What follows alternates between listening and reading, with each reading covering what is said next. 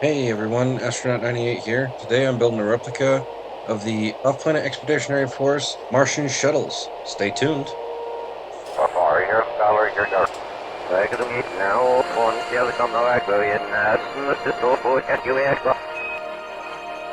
So, as I said in the opening, I'm building the off-planet expeditionary force Martian shuttles from For All Mankind.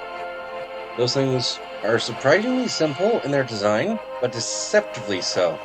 I think the design for the thrust spheres, I'm going to call them that for lack of a better term, was to allow themselves to more or less be able to stop, start, and turn on a dime type deal.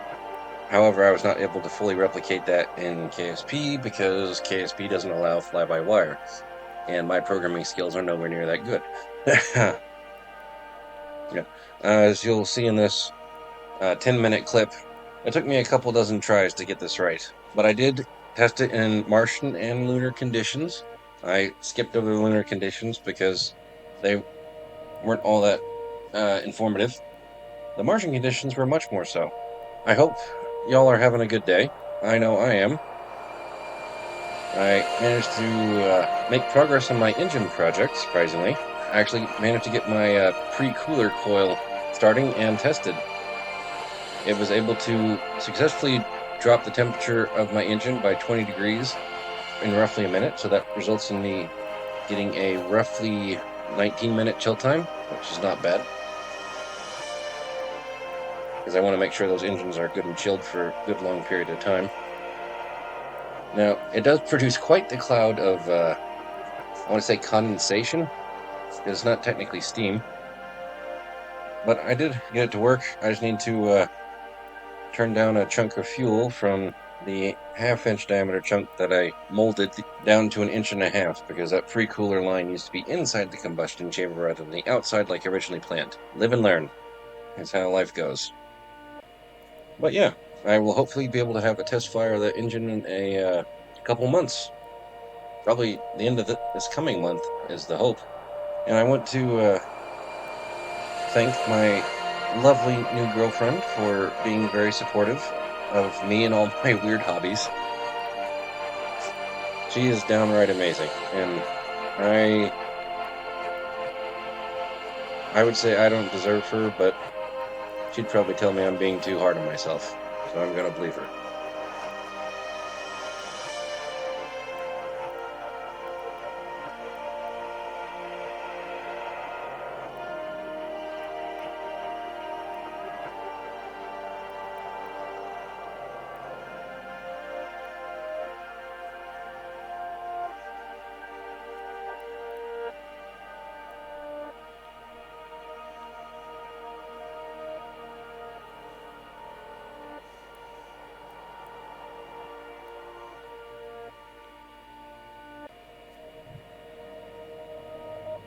So yeah, here we are. We're getting pretty darn close to the end of the design process here. I ended up going a very interesting way with the more or less Russian pods as the engine spheres on the vehicle. They work surprisingly well. And here's where I had the real breakthrough. I decided to use these air intakes as the little structural pieces you see in the show. But yeah, turns out those pods won't drop stuff that's connected to them, the structure that connects them to other things, if there's nothing connected to them. So I did end up putting some extra monopropellant tanks to make sure those structures fall away to decrease the drag on the vehicle during Martian atmospheric entry. This thing does fly surprisingly well. Uh, Basically, I found when you're flying this thing, just set the upper docking port to radial out and let SAS handle that. And you just have to control the throttle and then use Action Group 1 to control the main engines in the back. And you just turn the compass whichever way you want the vehicle to go, and it'll go that direction as you cycle the Action Group 1.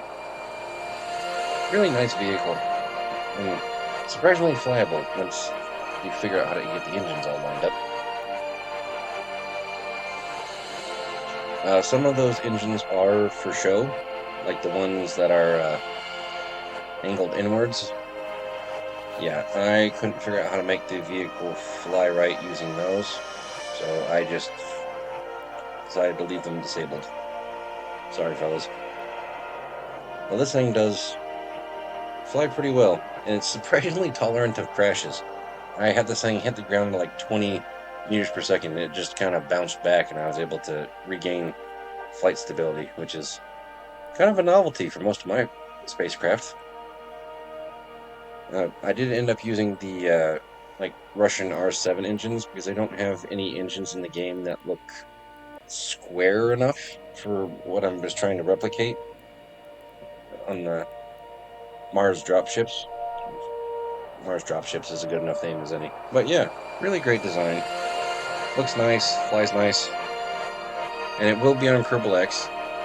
One of you in the comments very thoughtfully reminded me that I'm horrible about uploading the craft files the same day. That's because I'm usually uploading my videos around midnight my time. The wonders of Alaska, I'll tell you.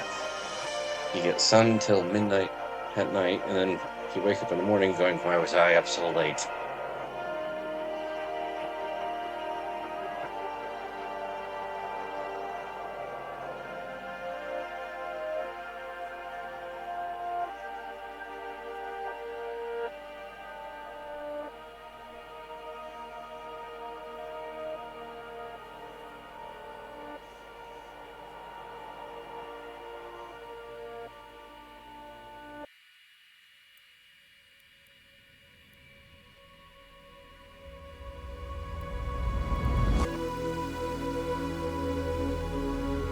But here we go.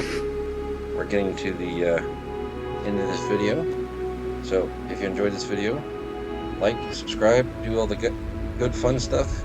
Stay safe, stay sane, and most importantly, have fun.